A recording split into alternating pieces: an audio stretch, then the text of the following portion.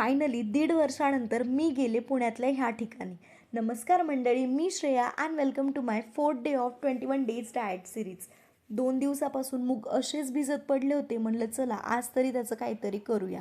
मग मिक्सरच्या भांड्यात मूग, हिरवी मिरची आणि आलं लसूण पेस्ट टाकून त्याला मिक्सरमधून काढून घेतलं आणि त्यात थोडंसं पाणी, मीठ आणि सोडा टाकून ते व्यवस्थित असं मिक्स करून घेतलं. दुसरीकडे तव्याला तेल लावलं आणि तवा गरम झाल्यावर त्यावर मुगाचं बॅटर टाकलं. त्याकडे बघून तर वाटत होतं आज मस्त असा डोसा खायला मिळणार आहे, पण ते सगळं तव्याला चिटकून बसलं. त्यानंतर माझं काहीतरी चुकलं असेल म्हणून रूममेटने ट्राय केलं, बट तिने केलेला डोसाही चिटकून बसला. एकतर सकाळी सकाळी आम्हाला खूप घाई होती, कारण एका रूममेटला घरी जायचं होतं आणि आम्हाला रामाच्या दर्शनासाठी. मग त्या बॅटरसोबत खेळत बसण्यापेक्षा मी पटकन असे पोहे बनवून घेतले, रूममेटला बाय केलं आणि रूम वगैरे आवरून आम्ही पण पोहोचलो ह्या सुंदर अशा ठिकाणी.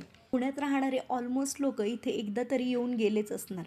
1.5 वर्ष झाले मी पुण्यात आले आणि इथे यायची मला खूप इच्छा होती.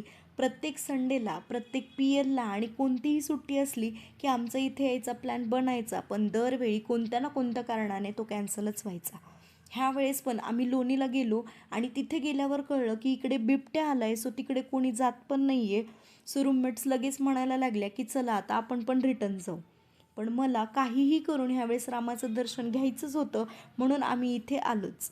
इथे आल्यानंतर आम्हाला खूप साधू भेटले, त्यात नागसाधूही होते आणि ते साधू जरी असले तरी एवढे सगळे साधू बघून मला खूप भीती वाटत होती, म्हणून आम्ही लगेचच बाहेर आलो. बाहेर आल्यावर मस्त असा थंड थंड उसाचा रस घेतला, गरम गरम कांदा भजी आणि मटकी भेळ एन्जॉय केली आणि अचानकच दगडूशेठला जायचा प्लॅन झाला. मग तिकडे गेलो, गणपती बाप्पाचं दर्शन घेतलं आणि रात्री डोसा खाऊन दिवसाचा शेवट केला. तर असा गेला माझा डाएटचा 4th डे. माझी डाएट जर्नी तुम्हाला फॉलो करायची असेल तर मला सबस्क्राईब करायला विसरू नका.